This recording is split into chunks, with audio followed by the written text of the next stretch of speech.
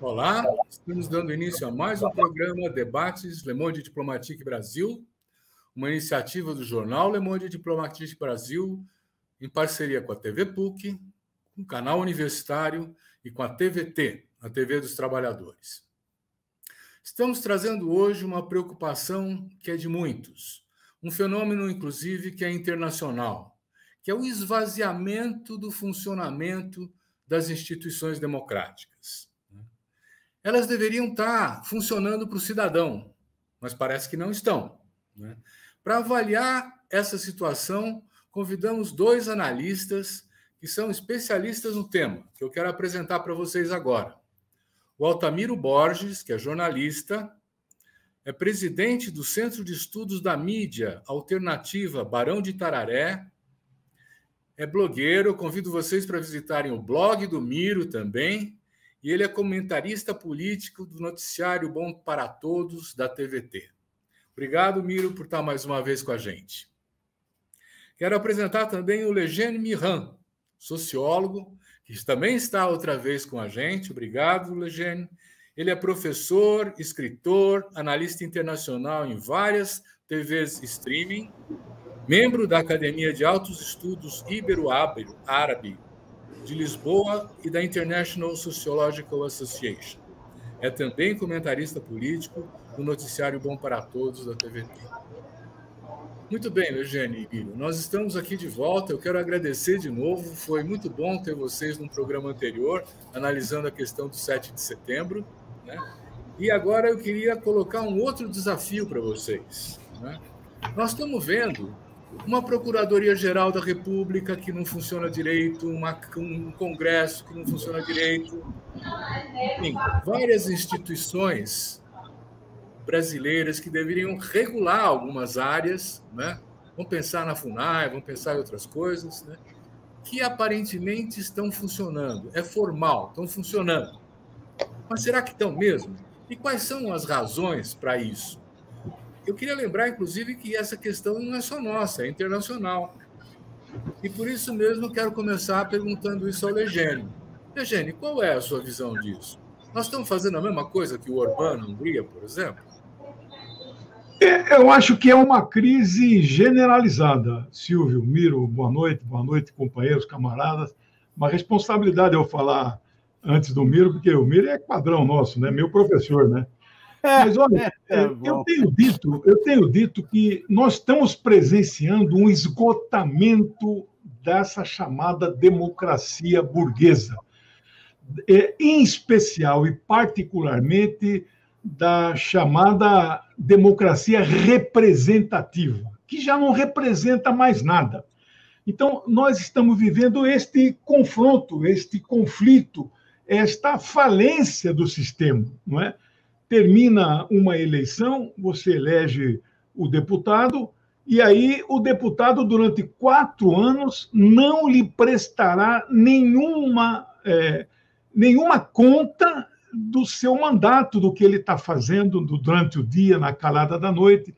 E as outras instituições de Estado, Ministério Público, Tribunal de Contas, estas são muito pior do ponto de vista da representatividade, porque o ingresso, especialmente no Ministério Público, é por concurso público de provas e títulos, Então, ali acabam passando funcionários e eles vão para um estamento superior da sociedade que ganham 100 mil por mês, 100 mil reais por mês, funcionários do Estado, para defender a classe dominante.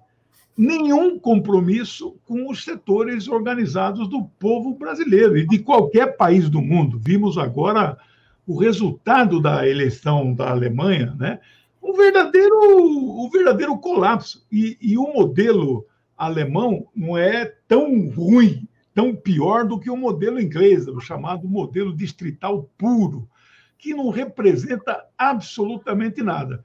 Então, estamos vivendo esgotamento do modelo neoliberal, esgotamento do modelo da democracia representativa, e nós, do campo mais progressista, chamam do jeito que vocês quiserem, uns chamam de campo da esquerda, etc., Nós temos que apresentar alternativas a isso. E eu, até capítulo de um dos meus livros, eu tenho claro para nós: nós devemos lançar mão da democracia direta, onde as massas, os trabalhadores, de um modo geral, dão as suas opiniões de forma direta, sem ter um intermediário como representante.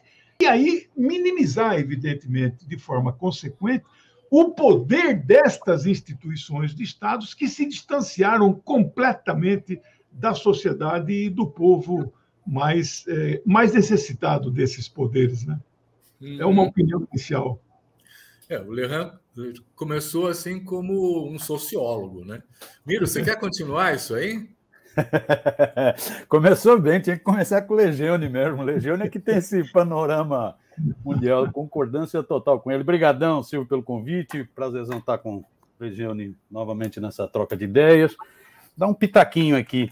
Eu acho isso, acho que existe uma crise das instituições democráticas burguesas, né, da democracia liberal. É bom sempre a gente lembrar que essa democracia ela é uma conquista dos trabalhadores. Às vezes dá a impressão que a burguesia é que cedeu à democracia. Não, a burguesia precisava derrubar o sistema feudal, né? Se juntou com todo mundo para derrubar o sistema feudal, agora ela sempre foi autoritária também, né? Quem foi expandindo a democracia foi a luta do trabalhador, né? Foram os trabalhadores, né? Só a gente lembrar o movimento cartista na Inglaterra, né? O movimento da Carta, por direitos democráticos, por voto universal, né? Por estrutura para a representação dos trabalhadores, já porque estrutura mesmo, ter gabinete, ter salário, já que a burguesia tinha o poder econômico, né? Se não tivesse estrutura, dificilmente o proletariado poderia disputar esse espaço. Então foi o proletariado, o Norberto Bobbio, que é um reformista liberal, mas é um grande pensador, ele mostra, foi o proletariado que foi expandindo, ele que foi ampliando a democracia. Se dependesse da burguesia, não teria muita democracia, não, né? Então você vai vendo, são conquistas importantes, direito de voto do trabalhador, movimento cartista, que se expande, direito de voto das mulheres não votavam, direito de voto dos negros, os negros não votavam, né? Então, isso tudo é conquista da luta dos trabalhadores, né? Os trabalhadores é que foram alargando a democracia. Agora, é uma democracia com inúmeros vícios, com inúmeros problemas, né? E que tem uma burguesia que, no DNA, ela é fascista, ela vem da escravidão, ela tem um DNA fascista. Às vezes a gente fala né, trata-se do Hitler, do Mussolini, como se fossem malucos. Não, eles eram representantes da burguesia, né? Eles eram representantes, né? Você pega na Alemanha nazista, quem levou Hitler ao poder foram essas grandes corporações que estão até hoje aí, né? Que se fosse o Moro teriam quebrado. Elas não quebraram, mudaram a direção, né? Mas corporações tipo Volks, Pfizer, todas essas, né? Todas essas, Bayer, todas essas importantes corporações apoiaram o nazismo, utilizaram inclusive de trabalho escravo nos campos de concentração. Você pega mesmo nos Estados Unidos, o Henry Ford, que é visto, o Fordismo, o Ford tinha um DNA nazista, fascista muito forte, né? Então, a burguesia sempre, se ela puder, ela cerceia essa democracia. Eu acho que nós estamos vivendo, aí concordando com a análise do Lejeune, nós estamos vivendo uma crise ainda maior dessa democracia representativa, dessa democracia nessa fase neoliberal do capitalismo. Estamos vivendo... Acho que isso tem a ver com o que Lejeune já apontou. Eu citaria 3 aspectos que me chamam a atenção na literatura recente sobre esse tema, né? Vários livros têm sido publicados sobre essa crise das democracias, né? Como as democracias morrem, né? Como funciona o fascismo, os engenheiros do caos. Vários livros têm sido publicados sobre isso. Eu acho que tem 3 fenômenos aí que explicam por que está havendo um esvaziamento dessas instituições democráticas nessa fase, né? Um fator é a própria crise econômica social do capitalismo, né? O neoliberalismo agravou as contradições do sistema, né? E gerou mais deformações, né? Ele esgarçou mais o tecido, né? ao retirar o Estado do seu papel social, do seu papel indutor de economia, né? Ao ficar tudo na mão do Deus mercado. Né? E isso, então, gera contradições que, inclusive, jogam trabalhadores contra trabalhadores. Você vê, a ultradireita na Europa cresce em função da propaganda anti-imigração. A ultradireita no Brasil cresce em função da propaganda da arminha, da violência urbana. Isso tem muito a ver com a crise do sistema. É um sistema que está esgarçado. Né? Tem muito a ver com essa condição econômica, material. Eu acho que um outro fator, desculpa, só para concluir, um outro fator é a própria crise, isso o Legione já falou, das instituições democráticas. Não é isso? Essa democracia representativa ela é uma democracia dos ricos. Você pega fazer campanha eleitoral nos Estados Unidos, na Europa ou no Brasil, é um negócio caríssimo, é dificílimo. Né? É uma democracia, então, que o representado, o representante está cada vez mais distanciado do representado. E essa crise atinge todas as instituições. E eu acho que tem a ver também com problemas da esquerda de como enfrentar esse debate, na minha opinião. Ponto. Chega, desculpa ter me estendido. Não, obrigado, está ótimo. Um bom começo. Nós vamos começar generalizando e depois vamos aterrissando mais na realidade de hoje, né? Mas eu queria lembrar, Legênio, que a democracia funcionou, sim.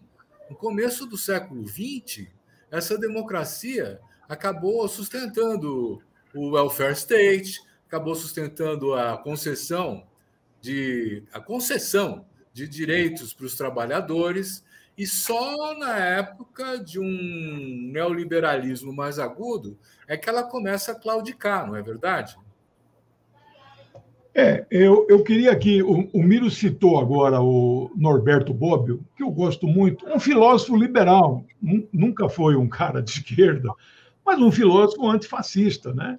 Aqui na minha cabeceira, um dos livros é o Dicionário de Ciência Política. E quando ele fala nessa democracia burguesa, eu acho muito interessante e nunca me esqueço dessa passagem. Esta burguesia democrática ela se preocupa em alargar o número cada vez maior de votantes, analfabetos, presos, não sei mais o quê, cabos, soldados, marinheiros, mas ela não se preocupa com o conteúdo daquilo que está sendo votado e pelos representantes destes setores que a tal democracia foi alargada. Né? Então, eu acho muito, muito interessante. E eu quero aqui resgatar, já que falei num filósofo liberal, eu estou lendo aqui uma das biografias do Lênin, que eu estou terminando um livro sobre Lênin para principiantes. Né?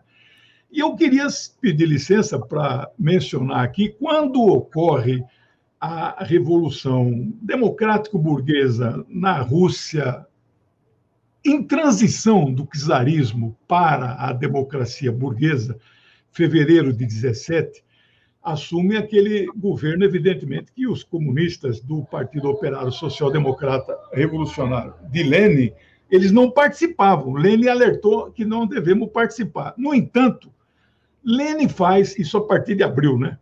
Abril aconteceu tanta coisa com a chegada dele. O Lênin dá uma opinião sobre a importância daquela democracia burguesa que interessaria, evidentemente, profundamente para os comunistas, e ele dizia: o limite máximo desta democracia burguesa é o início de onde nós começaremos a nossa democracia proletária revolucionária, muito mais avançada, né? Então, eu queria deixar também essas duas opiniões aí para contribuir com o debate, né? Legal. Então, Miro, vamos continuar essa reflexão. Eu tenho para mim assim que o neoliberalismo dispensou a negociação, o pacto social, não é? É por isso que, por exemplo, a gente vê um PSDB ter 4% dos votos nacionais na última eleição, não é? Quer dizer, ele antes precisava desse pacto, não é?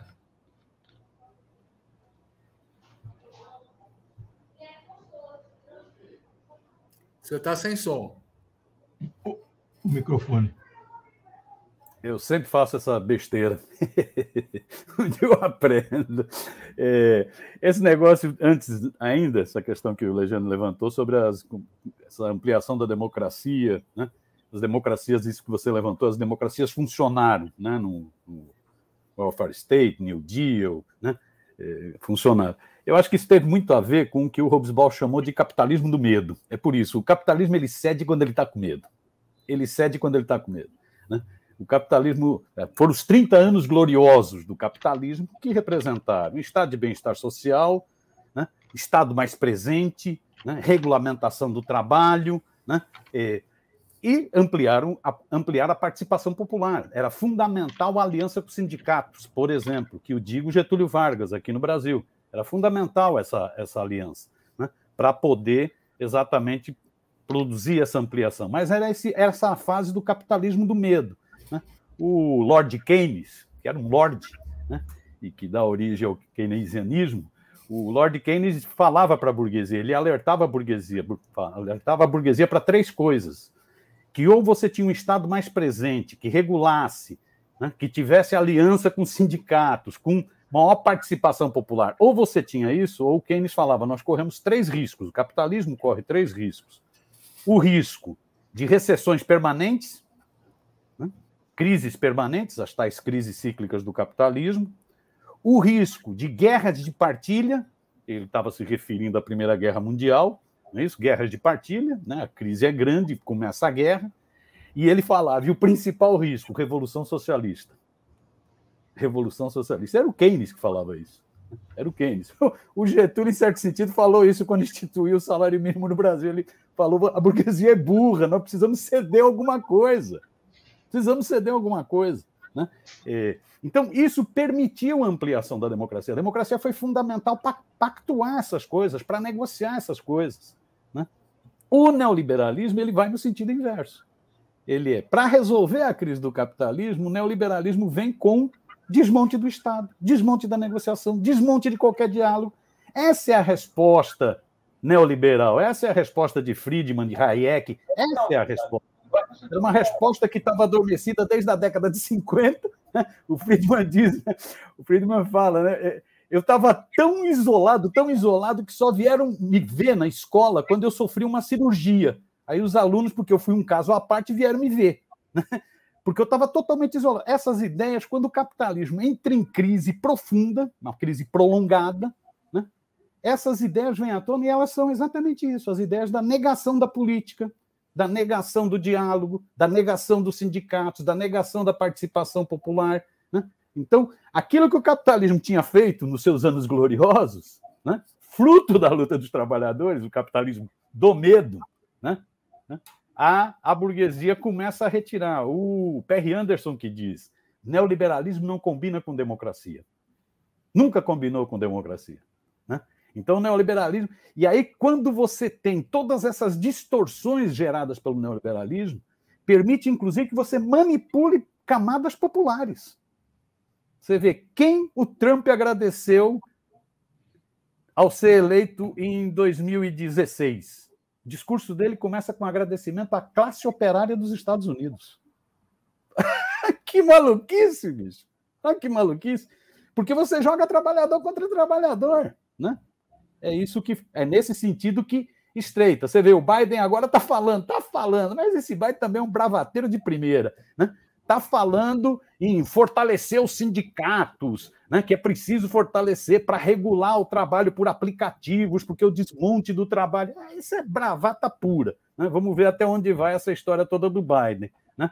Mas é um pouco esse dilema que o sistema está vivendo, na minha opinião. Já chegamos nesse ponto em que a gente está identificando que a fase neoliberal dispensa o pacto, a negociação, né? E impõe uma veia autoritária, vamos dizer assim, na governança.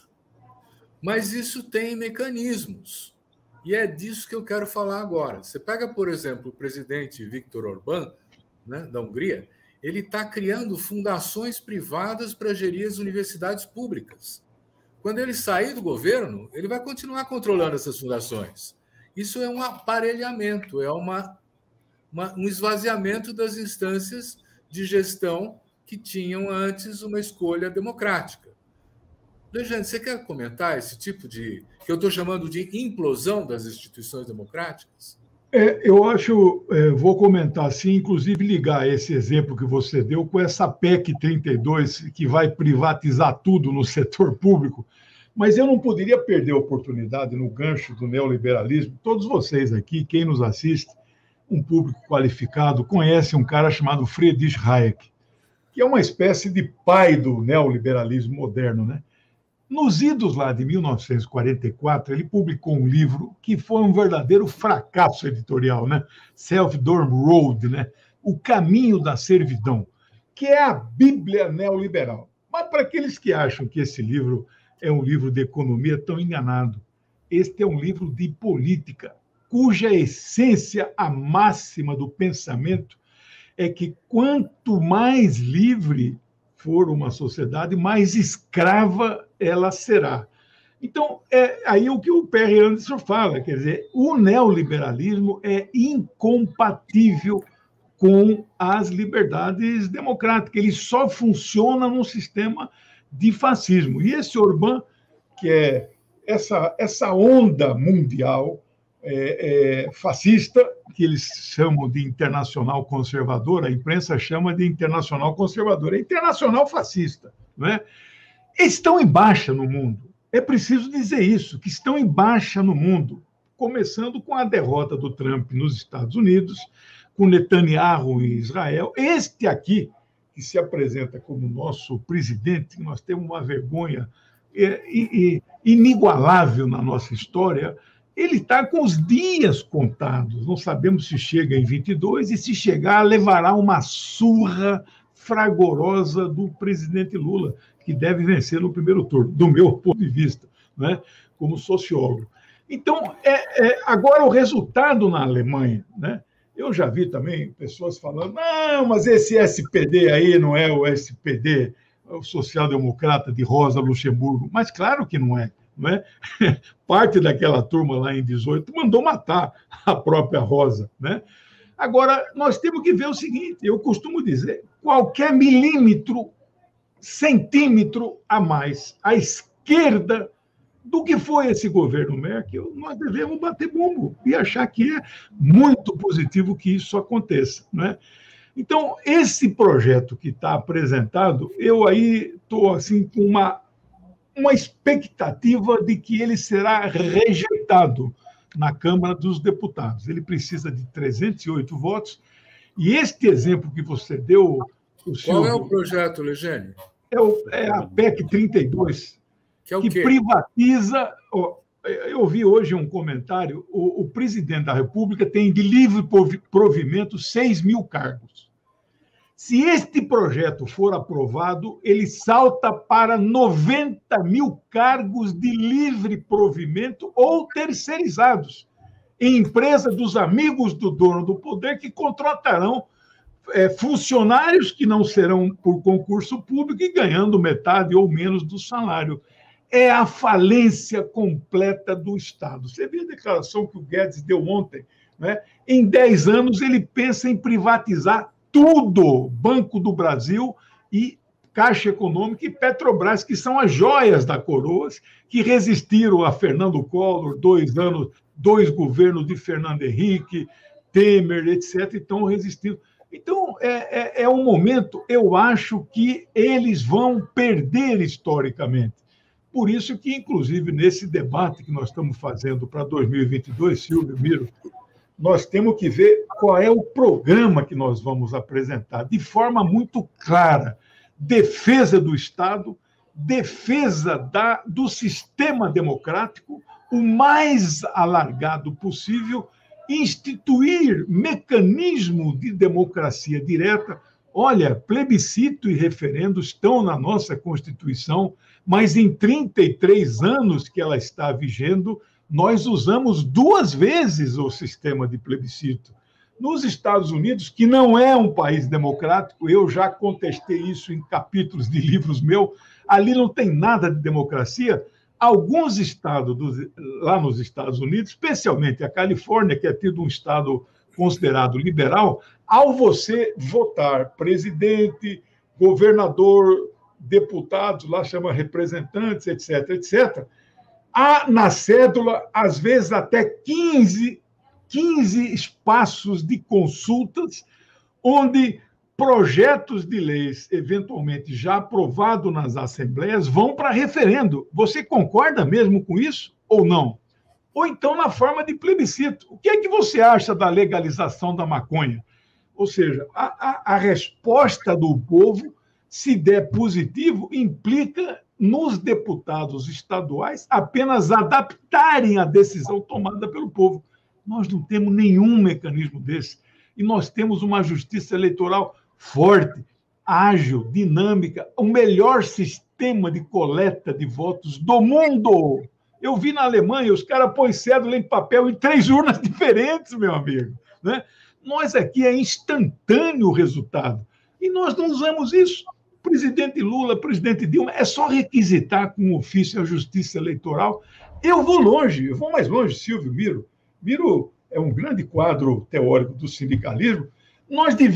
O sindicalismo brasileiro deveria usar a Justiça Eleitoral para fazer... É um modelo muito seguro de decisões, e nós não aplicamos. Então, eu espero que o programa do nosso próximo governo popular ele não esqueça de cuidar com carinho a participação do povo nas questões mais importantes. Né?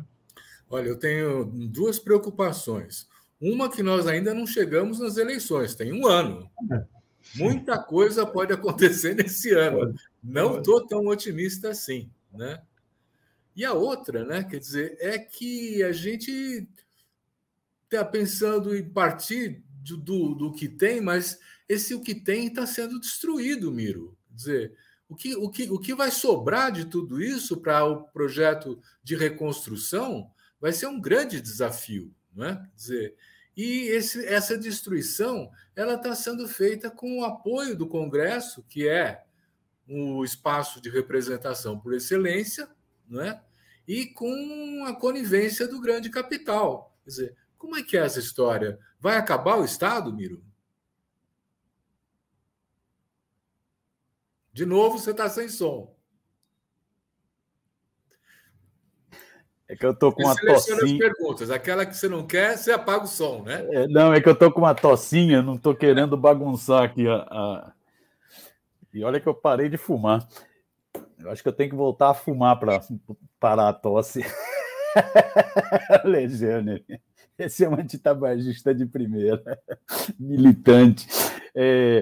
Não, é que eu acho que tem a ver as duas coisas, reconstrução, com essa projeto de reconstrução do país, com essa questão anterior que você levantou sobre o fascismo penetrando. Eu acho que o bolsonarismo veio antes do Bolsonaro. O Bolsonaro só deu expressão a isso. Isso era uma coisa que já estava presente na sociedade, era uma onda conservadora, né? Essa é uma onda de negação de direitos, é uma onda autoritária, é uma onda fundamentalista no sentido de obscurantista. Tá? Essa onda já estava presente e o bolsonarismo vai ficar depois do Bolsonaro. O Bolsonaro pode ser empichado, derrotado na eleição e preso, junto com os filhotes dele, mas o bolsonarismo fica. É evidente que perde a principal referência, mas fica. Né? Faz parte dessa onda mundial conservadora que eu concordo com o Legione, que está sofrendo um baque, está sofrendo, né, vide as eleições agora na Alemanha, né, nos países da Escandinávia, né, dos países ibéricos da Europa, vide a eleição nos Estados Unidos, né, vide as mudanças que ocorreram recentemente na América Latina, né, está sofrendo, não se consolidou, né? Mas tem muita presença na sociedade. Agora, esse fascismo, esse neofascismo, né, isso aqui que nós estamos chamando de bolsonarismo no Brasil, ele está penetrando. Né? Às vezes dá a impressão que o Bolsonaro é um incompetente, um imbecil, e ele é um incompetente, um imbecil, né? Mas ele faz parte de um projeto, e esse projeto está tocando. Então você pega o que a Damares está fazendo nessa área de direitos humanos, é retrocesso puro. O que esse pastor está fazendo na área da educação é retrocesso puro. Né? Então, o processo de militarização do Estado brasileiro, 6.300 cargos sendo ocupados por oficiais ganhando soldo e salário. Né? Militar aí ganhando mais de 100 mil reais por mês. Né? General, né? Pessoal da Marinha, da Aeronáutica, brigadeiro, babá. né? Então, militarização. Isso está sendo feito. Isso está sendo feito, né? Esse negócio que o Legione falava, da PEC 32, né? Está sendo chamada da PEC das rachadinhas. Porque é isso, acaba com a estabilidade, permite contratação de terceiros, reduz o salário em 25%, falando em crise fiscal, reduz o salário dos atuais servidores, né? Isso eu faço. Você imagina, né? Você imagina se o que ocorreu na Prevent Senior, que os médicos sofreram assédio e tal. Você imagina, no setor público, com instabilidade no emprego, se não teria sido denunciado antes. Teria sido denunciado muito antes. Mas por isso que eles querem acabar com a estabilidade no emprego, que é exatamente para colocar a turma deles, colocar a turma do mercado. Então, isso é um fascismo penetrando. Nesse sentido, Silvio, é isso, nós vamos precisar. Eu também sou dessa opinião que a eleição não tem nada decidido. Esse jogo, muita água vai rolar por debaixo dessa ponte, né? Vide já o papel da Globo entrevistando o Ciro Mandetta e o menino do Cidadania lá de Sergipe. Muita água vai rolar por debaixo dessa ponte, né? O jogo vai ser muito pesado, né? Com o Supremo e com tudo, como já foi antes, com o Supremo e com tudo, vai ser muito pesado, né? Agora, vai ser necessário, esse bolsonarismo ele penetrou tanto que vai ser necessário um projeto de reconstrução nacional, né?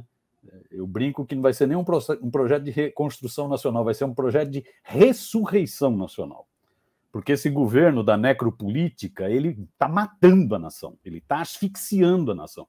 Então você vai precisar uma ressurreição em todas as áreas. O Legião tem toda a razão, né? Nessa área de expansão da democracia, de mecanismos de participação, de democracia direta, de referendo, de plebiscitos. Quais são os mecanismos de maior participação popular? Porque esse é um grande problema, né? Nós tivemos experiência de 13 anos de gestões progressistas, mas do ponto de vista de participação e consciência, o saldo foi muito pequeno. Né? Então, isso que o Legione fala, que você tem que ampliar esses mecanismos de participação, de pedagogia, né? das pessoas, né? Atuarem. Né? As coisas elas não ganharam as coisas por meritocracia apenas ou por bondade divina, tem a ver com o papel do Estado. As pessoas têm que se conscientizar sobre isso. E isso é participação, mecanismo de participação. Então vai ser necessário, concordando, um plano de ressurreição nacional em todas as áreas. Uhum. Então, mas tem algumas coisas novas que estão também surgindo como aberturas possíveis, né? Nós acabamos de ver 15 vetos do Congresso a iniciativas do presidente. Roubado. A gente que está falando tão mal do Congresso, né? Dessa vez nós temos que reconhecer que alguns desses vetos, por exemplo, de proibir despejos na época da pandemia, foi bom. Mas isso dependeu da mobilização popular. Teve mais de 200 entidades da sociedade civil que, desde julho do ano passado, faziam a campanha Despejo Zero. Isso se influenciou. Outra questão que surgiu agora, que eu gostaria que o Legione comentasse, é essa questão das federações partidárias. Isso aí parece que é uma novidade, né, Legione? Olha, uma grande novidade. Eu sou um entusiasta das frentes amplas, eu estudei muito a Frente Ampla do Uruguai. Eu só queria, sem esquecer o item anterior, com a participação popular, qual foi o que a esquerda inventou de maior participação quando ela chega no poder? Sabe qual foi? Orçamento participativo. Mais nada. Isso foi o que mais avançado nós inventamos. Eu e Miro somos autores, em 85, 86, daquele estatuto, lembra? Democrático de sindicato, Miro. O mais avançado que nós ali conseguimos imaginar para democratizar a eleição é formar uma comissão eleita na Assembleia para gerir as eleições. Nossa, mas isso é muito limitado.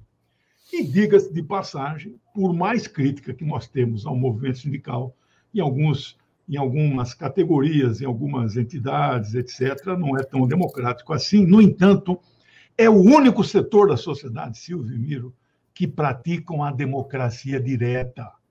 Ué, como assim, professor? Levantamento de braço. Assembleia. Se você não vai, você está delegando para quem for. E a decisão tomada é da categoria.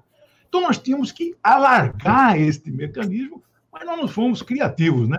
Agora, as federações partidárias, não por acaso, o fascista que se apresenta como nosso presidente vetou integralmente. Eu estudei o projeto, está aqui anotado, são nove artigos. Ele é, na verdade, a modificação de uma lei, a LOP, Lei Orgânica dos Partidos Políticos, de 1995. Não é? Então, ele introduz um mecanismo inédito na cultura política brasileira. Quando eu escrevi é um capítulo desse livro aqui, sobre o comportamento dos eleitores, tem um capítulo só sobre frentes amplas. Eu estudei do Uruguai, estudei a do CNA da África do Sul, e a OLP, que não é propriamente uma frente eleitoral, mas é um exemplo de frente política, né? Então, está tudo detalhado.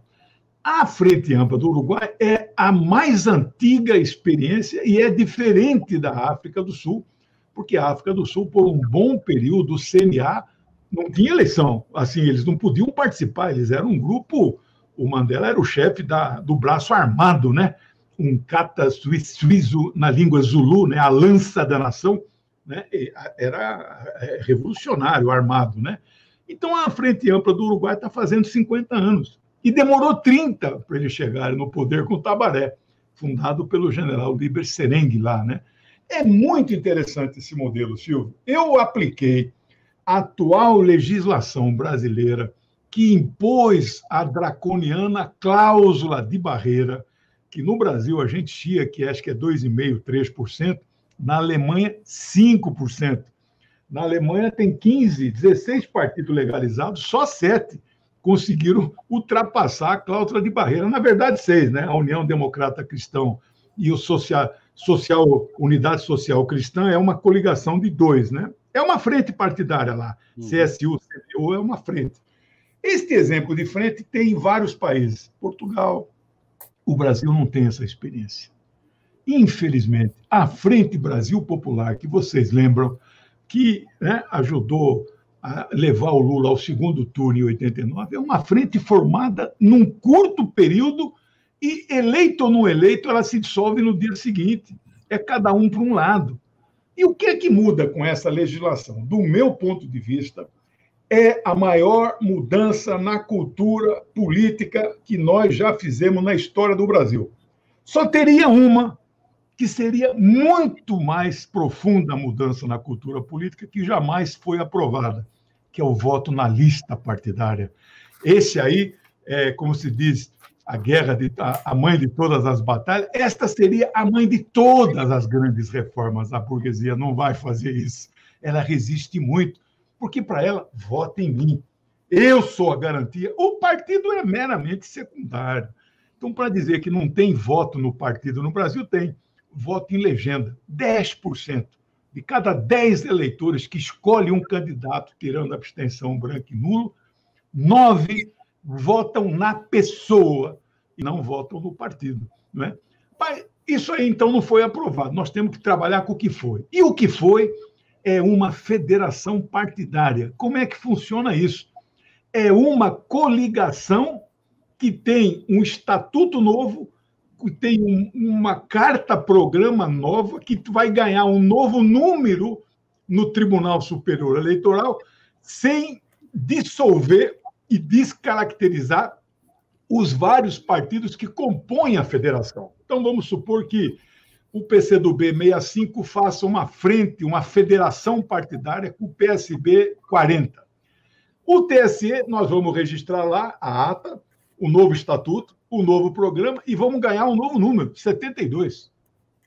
O eleitor poderá votar no 72, poderá votar no 65, poderá votar no 40, vai tudo para a mesma cesta de votos. Eu espero que o TSE regule, que isso não está claro na lei, mas você pode inferir que deve ser assim.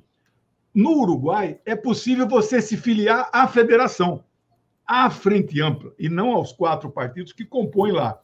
Eu espero que isso possa acontecer no Brasil, que é um negócio interessante. Às vezes, um uma personalidade, um grande escritor, eu não quero filiar nem o PCdoB, nem o PSB, mas eu quero filiar a Federação Popular que eles criaram, né? Seja lá o nome que tenha. Eu estou desconfiado que talvez o TSE regule nessa linha. E, para concluir, eu sei que estou falando muito, se vocês não me cortam, eu vou falando, viu? Eu fiz um estudo com base no resultado da eleição do ano passado.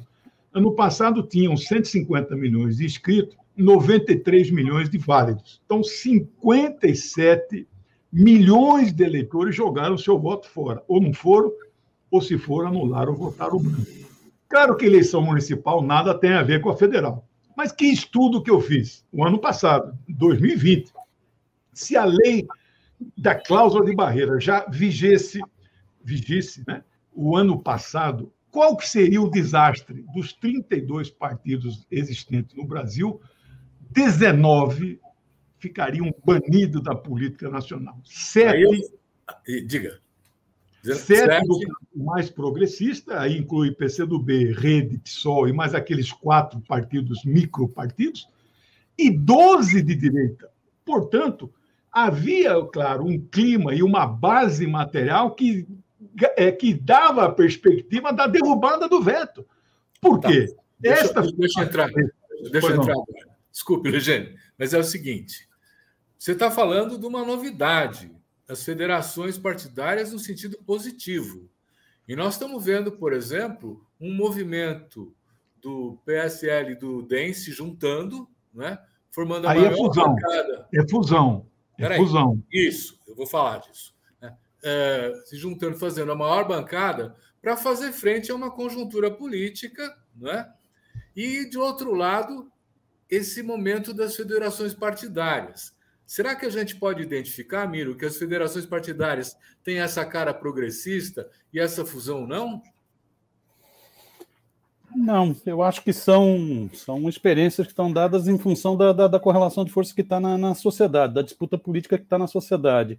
O DEM, ele vinha se enfraquecendo, o DEM vinha perdendo várias lideranças, perdeu o vice aqui de São Paulo, perdeu o ex-presidente da Câmara, o Maia, está correndo o risco de perder o presidente do Senado, né? Então o DEM ele tinha um programa, mas ele estava se enfraquecendo. Já o PSL não tinha programa, foi a carona do Bolsonaro, mas tinha estrutura. Então o PSL tinha roupagem e não tem conteúdo. O DEM tem conteúdo, é um partido de direita, né, que vem da época da ditadura militar, né, com muita prática fisiológica e tal. Então, eles estão fazendo essa junção, essa fusão. Não é eu acho que isso também ainda não está dado, né, porque as brigas regionais são muito pesadas. Muita gente vai sair, vários já estão dizendo que na fusão, porque aí permite sair sem perder mandato, muita gente tira o time, Zambelli vai sair, Dudu Bananinha vai sair, um monte de gente vai sair do PSL, muita gente vai sair do DEM, né? Muita gente vai sair do DEM também. Agora, é a fusão de tentar juntar um conteúdo que estava com uma roupagem fraca, com uma roupagem forte, sem conteúdo, correndo risco na próxima eleição. Então, é uma fusão, né? A direita se juntou, né? A direita se juntou. A federação partidária, eu acho que é isso, ela é um mecanismo de defesa da autonomia de partidos, da identidade de partidos que fazem frente para 4 anos, a federação ela dura 4 anos, pode ser renovada, fazem frente com base num programa, né?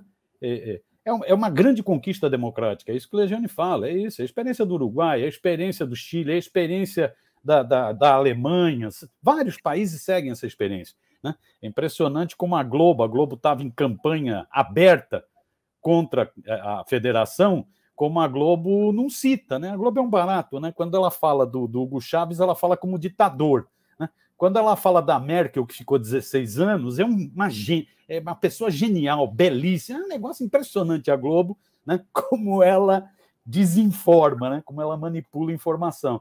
Ela bateu duro na federação, mostrando que na Alemanha tem essa experiência, né? Tem essa experiência, né? Então, é uma grande conquista democrática, né? Para fazer... E é isso, ela interessa a várias forças políticas no Brasil, porque é muita pluralidade. Você vê só, o PSTU, o PCB e Unidade Popular não conseguiram cláusula de barreira na eleição passada. Perderam espaço na televisão, perderam financiamento público, ou seja, é uma forma de asfixiar essas organizações. Mesmo o PSOL bateu na trave. Bateu na trave. Para 2% na eleição do ano que vem, não é fácil, não. Pode bater de novo na trave e pode entrar na cláusula de barreira. O PSOL perdeu um puxador de voto importantíssimo, que era o Freixo no Rio de Janeiro. Né? Então, a federação permite que essas organizações, mantendo sua fisionomia, sua identidade, componham para uma disputa e para um período de 4 anos de legislatura. Eu acho que é uma conquista democrática. Agora é isso, fusões e federações têm muito a ver com a correlação existente. Uma observação só, Silvio, esse negócio do Congresso Nacional, eu acho que a gente devia estar atento, porque isso pode significar esse enfraquecimento que o Legione já falou aí do capetão, do fascista. Né? Pode significar. Você vê, no Senado, o capetão já estava sofrendo derrotas importantíssimas. É bom a gente lembrar disso. A CPI do genocídio, a CPI da Covid, que o presidente não queria, aquele da Mineirice, o Rodrigo Pacheco não queria, mas o Supremo impôs, a CPI da Covid está sendo uma porrada. O depoimento de hoje da advogada da Prevent Senior é um negócio impressionante, está sendo uma porrada nesse governo. Então a CPI está cumprindo um papel importantíssimo. Aquela história que CPI acabava em pizza, essa só se for uma pizza muito apimentada, né? É uma baita pizza, é uma pizzona. Então, vê, no Senado, a mini-reforma trabalhista já tinha sido derrotada. Foi uma baita vitória dos trabalhadores. Agora esse negócio está se transferindo para a Câmara. Na Câmara todo mundo falava o seguinte, não, o Arthur Lira é um pragmático que está montado em emendas e cargos e tudo de ruim vai passar por ali. Estava passando, começou a não passar. Isso é um sinal. É um sinal. Né? Mesmo a PEC 32 passou na comissão, mas eles estão estudando a PEC das rachadinhas, eles estão estudando adiar a votação da PEC, porque estão achando que vão perder. Olha que maluquice. Né? Então, isso pode sinalizar um movimento de maior isolamento ainda do capetão. Né? Hoje, na Câmara Federal, para você ter impeachment, você precisa de 342 votos. O Legione, que é craque nesses números, ele que sabe melhor. Mas eu acho que é isso, 342 votos para ter impeachment. Os partidos de esquerda, centro-esquerda, né? PT, PSOL, PCdoB, PDT, PSB, juntos têm 132 votos. Os chamados independentes, que não são muito bem independentes, mas PSDB, PSD, tem 187 votos. Não consegue o impeachment. Você precisa quebrar o centrão. E me parece, essas votações estão indicando o seguinte, está se aproximando da fase em que o centrão vai se deslocando. Né? É por isso essa história da PEC, é por isso essa história ontem. Né? Ontem foi uma surra. Né? O Bolsonaro levou uma surra de gente grande. 350 e poucos votos. Todos os votos foram rejeitados. Inclusive, tem aí um movimento do Kassab que ora está fazendo uma tentativa de sair do apoio ao Bolsonaro e voltar. E esse partido, o PSD, também tem algum peso nesse centrão. Né? Mas, olha, eu queria trazer para vocês o seguinte. De novo, nós estamos chegando ao final do nosso programa. Né? O papo é bom, ele é rápido. E eu queria pedir a vocês que respeitassem os 2 minutos cada um para dizer hoje qual é o maior desafio que nós temos durante o ano que vem. Deixa aberto. Legiane, quer começar? É rápido aí. Eu estou esperançoso que nós iremos rejeitar a PEC 32. A primeira votação naquela comissão deu uma diferença de 4, que é 2 de um lado a menos 2 do outro. O que o Lira fez? Ele substituiu 8 deputados, ele tem esse poder, e destes 8, 7 eram do PSL, esse partido bolsonarista que continua de extrema-direita. Então, aí ainda assim deu essa diferença que não foi tão grande. Se aplicar essa proporção no plenário, eles não têm o 342, está certa a conta do Miro, para rejeitar. E eu finalizo assim. O Bolsonaro não governa mais. Ele já estava com dificuldade de governar, porque o Supremo estava governando. O Supremo estava, infelizmente, a política foi judicializada, as CPIs prendem, que é poder do Poder Judiciário, o Judiciário legisla, porque o Legislativo não cumpre o seu papel, está tudo alterado no Brasil, né? Mas, e a rejeição destes projetos, desses vetos ontem, é a grande prova de que o Legislativo é hoje que está comandando a nação. Ele, então, perdeu o poder. Isso sinaliza bons momentos. Eu estou muito esperançoso com 2022. Que bom. Miro. Rápido. O que eu espero o povo na rua. Nós precisamos de povo, mais povo na rua. Né? Dia 2 agora tem ato convocado. Né? Nós precisamos ter multidões na rua. Eu acho que nós estamos num processo interessante, já vai ser a 5ª manifestação convocada do Fora Bolsonaro, né? Mas ainda não houve uma explosão. Né? Então, eu acho que a gente precisa...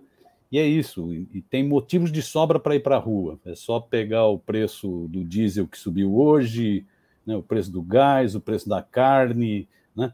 É só pegar desemprego, é só pegar miséria social, é só pegar a bandalheira que está nesse governo, o ninho de corrupção que é o Ministério da Saúde. Né? É preciso povo na rua.